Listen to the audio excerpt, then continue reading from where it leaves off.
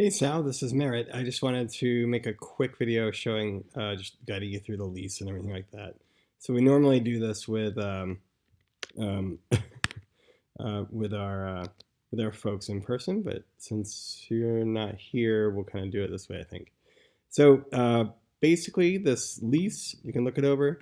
Main idea, these are the goes until July 29th, 2020, so we need a couple of days for cleaning and stuff like that. That's why it ends a little bit short there. You can renew it, obviously, that'd be awesome. The rent, 745. We have a late payment of $50 if you don't make it, if it doesn't get in on time. So issues that sometimes come up, we're open to, so just let us know if there's something that's happening. We usually waive the fee the first or second time, but then after that, we kind of revert back to what the lease has to say for the $50. And then if it continues to happen, then we get into the more draconian $10 per day late fee, and that's just we've only used that like I think twice during the 10 years we've had people here. It's just people are like, oh well, I'm not going to pay it now, so I won't pay it until the end of this month, and it gets crazy. Security deposit, and I think I should share with you the application checklist. Basically, we'd like you to give 1 month's rent at the time that you do the signing. And let's see here. There's a cleaning fee. This cleaning fee basically allows you to exit out of the unit without having to scrub everything.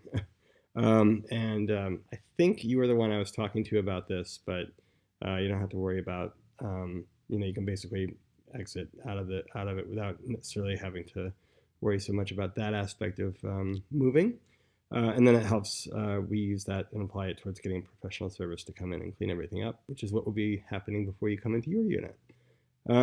Let's see. This says 60-day notice. Usually about 90 days before the end of the renting again, we'll check in with you, see if you want to renew or not, and and then we'll kind of schedule showings if you decide you don't want to.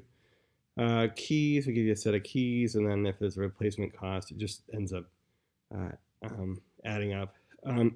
Again, we're usually like lenient on the first round if it keeps happening. We had some people who kind of lose their keys a lot on occasion, so that helps. Okay, so what if you have to move? Like you decide you're gonna do something else or whatever it is, or you have to leave a couple of months early, or you're doing a residency somewhere else, or I don't know. So how does it all fit together? Usually what we'll do is that we'll ask you to show the unit. We hold you to the terms of the lease, but then if you can find a suitable renter, then awesome. We do the background screening, but you do the showings. And we'll give you like language to put into for an ad, post that on Craigslist if you want, and then photos as well, so you can help kind of do it, but you be kind of coordinating that piece of it.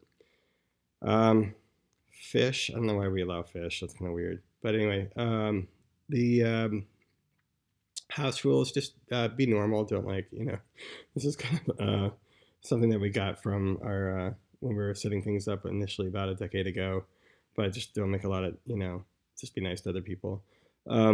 And shared living spaces. We have like a time when, or a list for people taking out trash and recyclables. That's up on the third floor. We'll walk you through that. Utilities, we pay everything. It doesn't include cable, but it includes everything else. So we don't pay your phone, obviously, but you can see the list there. Air conditioning, we talked about that a lot when we did.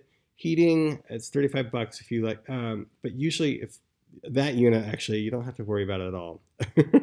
We've never had to be an issue with heat. In fact, all of the units have been pretty warm. I think there's like one that sometimes gets a little cool, but what we do is we really try to make sure that it's something normal in terms of temperature. So that's important. So let us know. There might be something wrong with our boiler if there's an issue with that. LED bulbs, obviously we're not light bulb police, but please do that. Outdoor spaces, you can use the side porch as you like. If it's not included in the lease, but it's sort of like a friendly agreement.